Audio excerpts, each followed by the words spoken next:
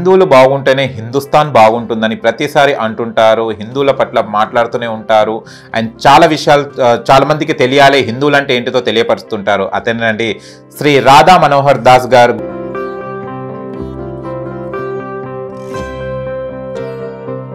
మీరు కడితే కట్టచ్చు, మేము కూల్చేస్తాం. ఇంకా అసలు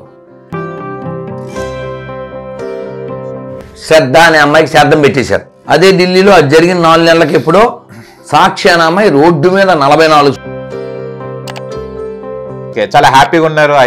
అయోధ్య గురించి విన్నప్పటి నుంచి రామ మందిరం ప్రతిష్ట దివ్యంగా జరుగుతుంది. మనకు తెలుసు, ఎలిఫెంట్ వాక్స్, డాగ్స్ బార్క్స్. హిందువుల్లో మార్పు రావాలి. ఎలాంటి మార్పు?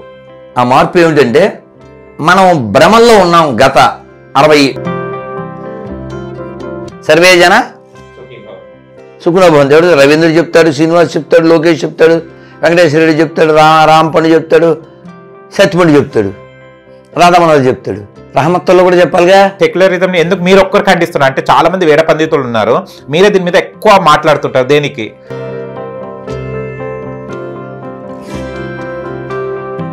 ఆవుని తినొద్దని సమ్ రిలీజన్, అది మన దాంట్లోనే ఇన్ని డిఫరెన్స్ ఉన్నప్పుడు దే హావ్ ఇన్ డిఫరెంట్ మతాలు కదా. నువ్వు అబద్ధం చెప్తున్నావు. నీ గురించి, వాళ్ళ గురించి మాట్లాడలేదు. వాళ్ళు ఆవుని తిన్న గుళ్ళోంచి డబ్బులు ఎత్తుకెళ్ళేవాడు దొంగోడు అన్నానా, లేకపోతే వాళ్ళని దొంగలు అన్నానా? నువ్వేం మసీద్ నుంచి రూపాయి తెచ్చి, చర్చి నుంచి రూపాయి తెచ్చి ఏ నిర్మాణాలు చేయవు కదా. మొన్న మధ్య అయితే అని పేరేంటి, కరుణాకర్ రెడ్డి, మేము తిరుపతి మున్సిపాలిటీ డెవలప్మెంట్ కోసం ఒక 1% పైనుంచి దోపిడీ చేద్దాం అనుకుంటున్నాం. వాళ్ళు ఉంటారు, వాళ్ళకి సిగ్గు లేకపోవచ్చు, మనకు ఉండాలి కదా ఇంగితం.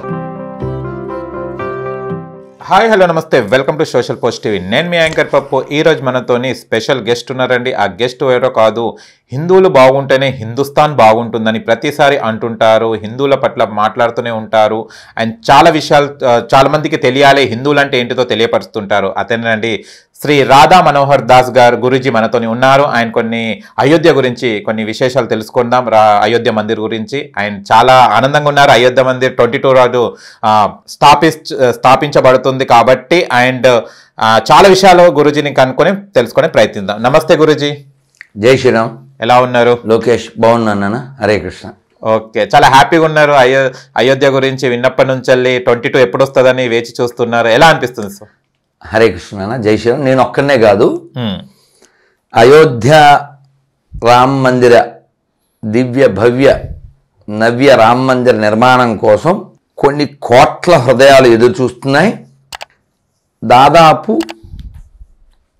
500 సంవత్సరాలుగా 5 లక్షల మంది పైన బలిదానం జరిగి 500 సంవత్సరాల పైన సమయం జరిగి, ఈ కాలగర్భంలో ఈ పనికిమాలిన ఎడారి మతాల వలన మన దేశంలో కొన్ని వేల లక్షల దేవాలయాలు కూల్చబడి, మన గ్రంథాలు తగలబెట్టబడి, కోట్ల కొద్దిగా గోవుల హత్య జరిగి, కోట్ల కొద్ది హిందువుల మాన ప్రాణాలు తీయబడి, ఇప్పటికీ సరైనోడు అంటుంటాం కదా, సరైనోడు అయినటువంటి వాడు నియమిత స్థానంలో ఉండడం వలన ఈ కళ సాకారం అవుతుంది. అయినప్పటికీ కూడా రాములు వారు విశ్వామిత్రుడితో వెళ్ళినప్పుడు ఆ యజ్ఞం చేసేటప్పుడు యాగ సంరక్షణార్థం తీసుకెళ్ళారు. ఎందుకని? మారీచ సుబాహులు, తాటకి ఈ జాతి ఉంది, వాళ్ళ జాతి ఇంకా ఉంది. వాడెవడో చెప్తున్నాడు మరి, ఏమని, మీరు కడితే కట్టచ్చు, మేము కూల్చేస్తాం. ఇంకా అసలు ప్రారంభమే లేదు. సో కాబట్టి దేవాలయం ఇన్నాళ్ళ కళ సాకారం అవడం అనేది మంచిదే, కానీ ఈ మందిరాలను రక్షించుకోవడానికి హిందువుల్లో మార్పు రావాలి. ఎలాంటి మార్పు? ఆ మార్పు ఏమిటంటే, మనం భ్రమల్లో ఉన్నాం గత 60-70 ఏళ్ళుగా. ఆ భ్రమ వాళ్ళకి ఇంజెక్ట్ చేయబడింది. ఎవడైతే మనం తినే దాంట్లో వస్తాడో, మనం అమ్మ అనేటువంటి ఆవును కోస్తాడో, మన ఆడపిల్లని ఎత్తుకుపోవడానికి చూస్తాడో, అలాంటి వాళ్ళని భయాన్ని నేర్పించారు మనకి. మొన్న కూడా ఒక 6 నెలలు అవ్వచ్చు, ఢిల్లీలో శ్రద్ధ అనే అమ్మాయికి శ్రాద్ధం పెట్టేశారు. అదే ఢిల్లీలో అది జరిగిన 4 నెలలకి ఎప్పుడో సాక్షి అనే అమ్మాయి రోడ్డు మీద 44 సార్లు పోట్లు పడి చంపబడింది. వాడిని పట్టుకుంటే, ఇది ఒక్కతే కాదు, ఇంకా 23 మందిని చేశా అన్నాడు. నేను ఏమండి మీరు రామ మందిరం గురించి అడిగితే లోకేష్ మీరు అయోధ్య రాముడి గురించి చెప్పకుండా ఇవన్నీ చెప్తారేంటి అంటే రామాయణంలో మాట ఉంది, విల్లు విరవగానే పెళ్ళి కాదు, ఇల్లు అలగ్గానే పండగ కాదు, గుడి కట్టగానే సంబరము కాదు. ఎందుకంటే ఆ కోసుకున్నాడు ఏమన్నాడంటే, నేను కాకపోతే నా కొడుకు కాకపోతే వాడి కొడుకు పోతా, ఎవడో కూడా వచ్చి కూడగొట్టేస్తాడు. అది ఎంత గొప్ప ఆదర్శవంతమైనటువంటి మతాలు. నువ్వు ఇంకా సిగ్గు లేకుండా అన్ని మతాలు ఒకటని చెక్క కబుర్లు, చెక్క మీన్స్ బ్రాకెట్లో సెక్యులర్ అని, మీరు మారరా అని వాడాల్సి వస్తుంది వీళ్ళకి. ఏం చెప్తాం. అయితే రామ మందిరం ప్రతిష్ట దివ్యంగా జరుగుతుంది. మనకు తెలుసు elephant walks, dogs barks. So అలా మురిగితే ఒక్క highest joke of this incident ఏంటంటే, ఈ రామ మందిర నిర్మాణం అయిపోయి దీనికి ఇన్విటేషన్ చాలా మందికి ఇచ్చారు. ఇక రేపు ఇంకా 4 రోజులు కదండి, గట్టిగా 3 రోజులు 22కి ఓపెన్. మేము మాలాంటి వాళ్ళం 17-16 ఏళ్ల వయసులో అయోధ్యలో కరసేవకి వెళ్ళాం. ఆ కరసేవలో మా చేతులతో ఆ బాలరాముడు మొన్నటిదాకా ఉన్న తాత్కాలిక మందిరం కట్టడం జరిగింది. సరే, మా భాగ్యం అది కరసేవలో పాల్గొనడం, ఆ దరిద్ర బానిస చిహ్నం నిర్మూలన. సరే, అయితే కాలగర్భంలో ఏళ్ళు గడిచిని, భగవంతుడు ఉన్నాడు, మనం గుడి కట్టుకున్నాం.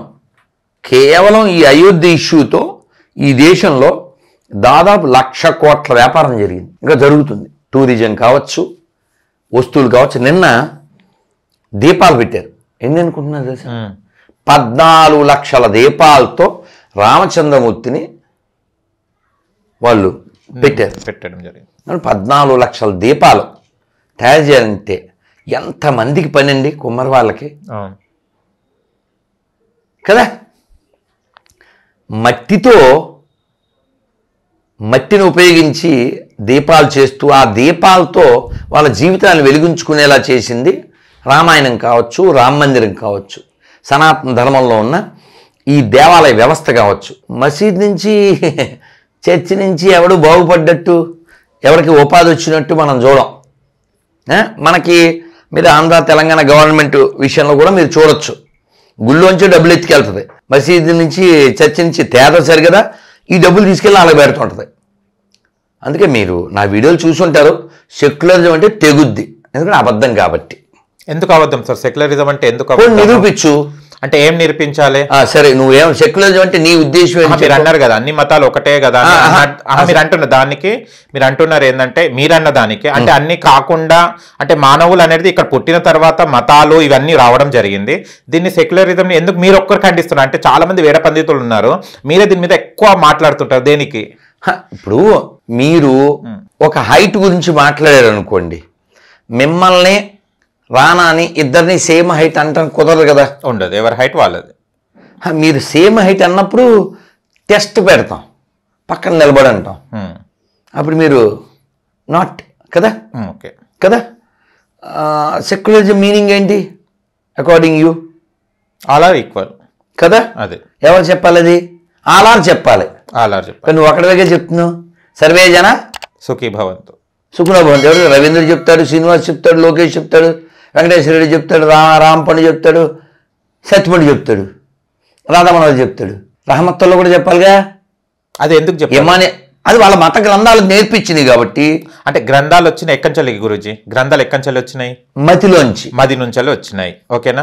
ప్రతి ఒక్కటి వస్తూనే ఉంటాయి. ప్రతి ఒక్కరికి ఒక గ్రంథం ఒకటి మనం రెస్పెక్ట్ ఇస్తుంటాం. ప్రతి ఒక్క దానికి ఒకటి ఖురాన్కి గౌరవిస్తారు, ఒకటి బైబుల్ గౌరవిస్తారు, ఒకటి మన భగవద్గీతకి గౌరవిస్తారు. అవునా కదా? వాళ్ళకి మనం ఎందుకు క్వశ్చన్ చేస్తున్నారు అని అంటే గౌరవం ఎవరికి ఇవ్వాలి?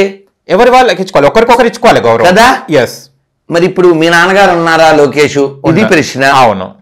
దీన్ని ఇంకోలా అడగచ్చు, మీకు తెలుసు, అది కూడా ప్రశ్నే. అవును. ఎలా అడిగితే కరెక్ట్ అంటావు? మీ నాన్నగారి పేరు ఏంటిదంటే అయిపోతుంది కదండి. అదే మీ నాన్నగారు ఉన్నారా లేదా మీ నాన్నగారి పేరేంటి అని అడిగినప్పుడు వచ్చే రియాక్షన్కి మర్యాద ఉంటుంది. నీ అని మొదలుపెట్టిన దానికి తేడా ఉంటుందిగా. తేడా ఉంటుంది.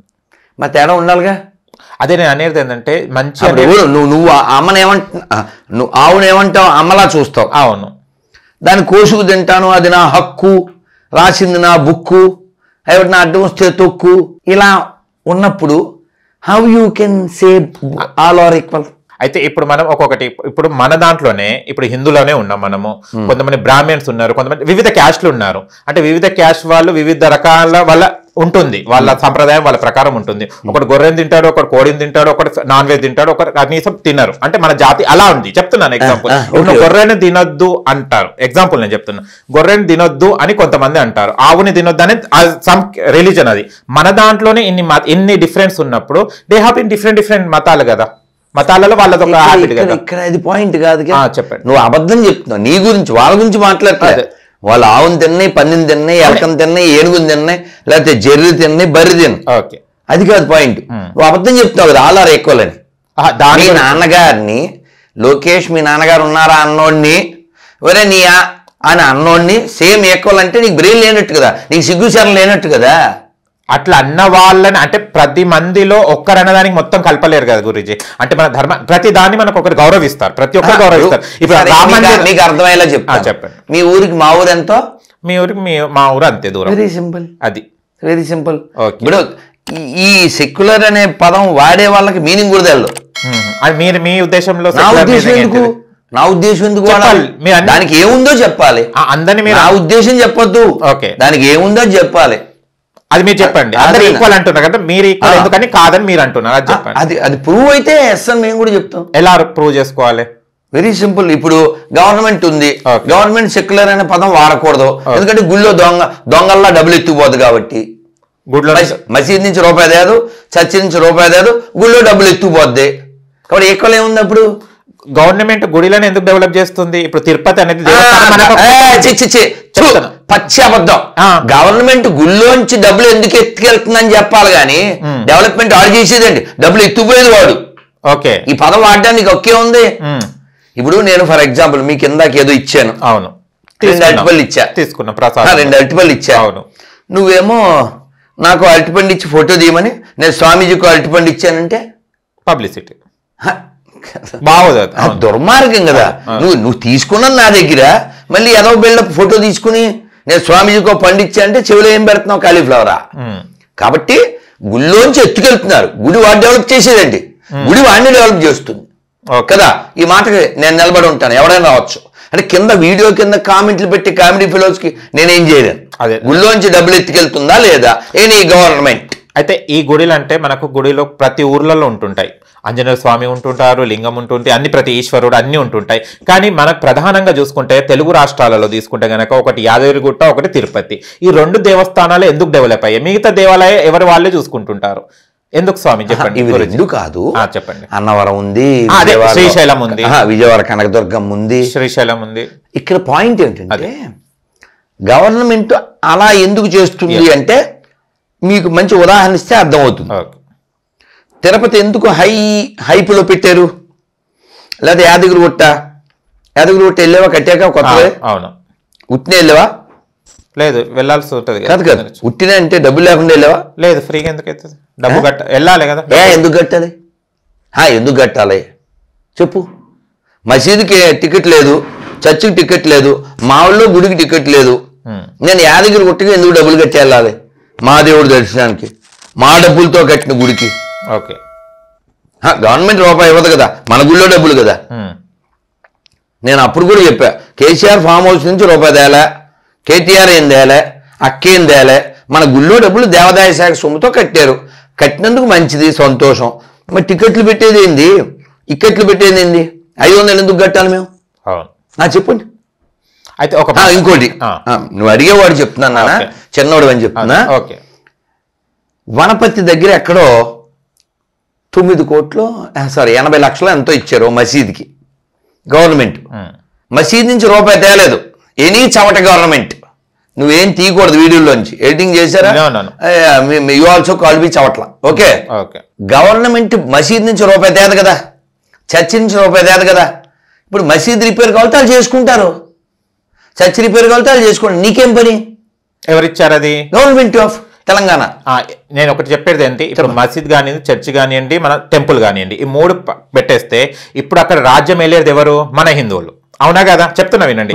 ఏ ముస్లిం వచ్చేసి దేవస్థానంలో టికెట్ పెట్టమని ఎవరు చెప్పలేదు. ఏ క్రిస్టియన్ వచ్చేసి దేవస్థానాల్లో టికెట్ పెట్టగా పైసలు వసూలు చేసుకోవడం ఎవరు చెప్పలేదు. Why you are comparing to that religion to our religion? నేను చెప్పేది అదే మళ్ళీ మీకు ఇందాకే చెప్పాను. అదే ప్రాబ్లం వాళ్ళతో కాదు మన వాళ్ళతో. నేను అదే అంటాను, వీళ్ళని బొందుగాళ్ళు అంటారు. అంటే మనది మనం విమర్శించుకోవాలి కానీ మనం ఎందుకు కంపేర్ చేయాలి? ఎప్పుడైతే అనలే కదా. కాదు నాన్న, నేను వాళ్ళని ఏం విమర్శించలే కదా. గుళ్ళోంచి డబ్బులు ఎత్తుకెళ్ళేవాడు దొంగోడు అన్నానా, లేకపోతే వాళ్ళని దొంగలు అన్నానా? మీరు ఇక్కడ దొంగలయ్యారు కానీ అక్కంచెలు ఎందుకు తెస్తలేరని కంపేర్ చేస్తున్నారు. ఇప్పుడు నువ్వు తేలేదు కాబట్టి ఇవ్వకూడదు కదా. అదే నీకు అర్థమైందా పాయింట్? నువ్వు తేలేదు కాబట్టి ఇవ్వకూడదు. నీకేం పని? ఇప్పుడు చేసేటప్పుడు ప్రతి ఒక్కరు తీసుకోవడానికే ఉంటారు. ఇప్పుడు మీరు వాళ్ళు ఉంటారు, వాళ్ళకి సిగ్గు లేకపోవచ్చు, మనకు ఉండాలి కదా ఇంగితం. అదే ఎవడైతే ఇప్పుడు మీ నాన్నగారిని నీ అని మొదలెట్టినోడికి నువ్వు గిఫ్ట్లు ఎలా ఇస్తావు? నేను అనేది ఏంది, మన ఇల్లు చక్కబట్టినప్పుడు నేను కూడా అదే చెప్తున్నా. ఎవడైతే పైసలు గుళ్ళో పట్టుకెళ్ళి ఇస్తున్నారు, ఇప్పుడు ఇక్కడ ఉన్నాడండి ఆంధ్ర గవర్నమెంట్, అప్పుడు ఏదో హాజ్ యాత్రకి వెళ్తే 18 కోట్లు రిలీజ్ చేశారు. ఎవరి డబ్బులు? గుళ్ళోంచి 100 కోట్లు ఎత్తుకుపోయి, ఇప్పుడు తిరుపతిలో ఫ్లైఓవర్ ఉంది, ఫ్లైఓవర్ ఎవరి డబ్బులతో కట్టారు? 600 కోట్లు ఎంత అయింది? గుళ్ళో డబ్బులు. ఇలా అనకు పెద్దల సొమ్మని. గుళ్ళో డబ్బులు, టీటీడీ తిరుమల తిరుపతి దేవస్థానం హిందువులు హుండీల్లో వేసిన డబ్బులు. నువ్వేం మసీద్ నుంచి రూపాయి తెచ్చి, చర్చి నుంచి రూపాయి తెచ్చి ఏ నిర్మాణాలు చేయవు కదా. మొన్న మధ్య అయితే అని పేరేంటి, కరుణాకర్ రెడ్డి, మేము తిరుపతి మున్సిపాలిటీ డెవలప్మెంట్ కోసం ఒక 1% పైనుంచి దోపిడీ చేద్దాం అనుకుంటున్నాం అని చెప్పాడు. తర్వాత థ్రూ అని ఊసి కోర్టుకి అది వెళ్ళాక వెనక్కి తగ్గారు. మున్సిపాలిటీ ఫెలోస్, మున్సిపాలిటీ ట్యాక్స్లు తీసుకుంటున్నావు కదా, పన్నులు కట్టించుకుంటున్నావు కదా, మున్సిపాలిటీ డెవలప్మెంట్ గుళ్ళో డబ్బులు ఎందుకు ఎత్తుకెళ్తావు? గుళ్ళో డబ్బులు వేసేవాడు నీ మున్సిపాలిటీ పనులకి ఇస్తున్నారా? దేనికి ఇస్తున్నారు? ఇప్పటికీ టీటీడీ సొమ్ముతో హాస్పిటల్ నడుస్తున్నాయి, విద్యాలయాలు నడుస్తున్నాయి, వృద్ధాశ్రమాలు నడుస్తున్నాయి, కుష్ఠరోగ కేంద్రాలు నడుస్తున్నాయి. నువ్వేమో గుళ్ళో డబ్బులు ఎత్తుకుపోతావా? మళ్ళీ సెక్యులరిజం గురించి మాట్లాడతావా? నేను క్వశ్చన్ చేసేది వాళ్ళని కాదు. You must understand. అర్థమైందా? కాబట్టి నువ్వు ఇది వాడకు, సెక్యులరిజం అనే అబద్ధం వాడద్దు, అది నేను చెప్పేది.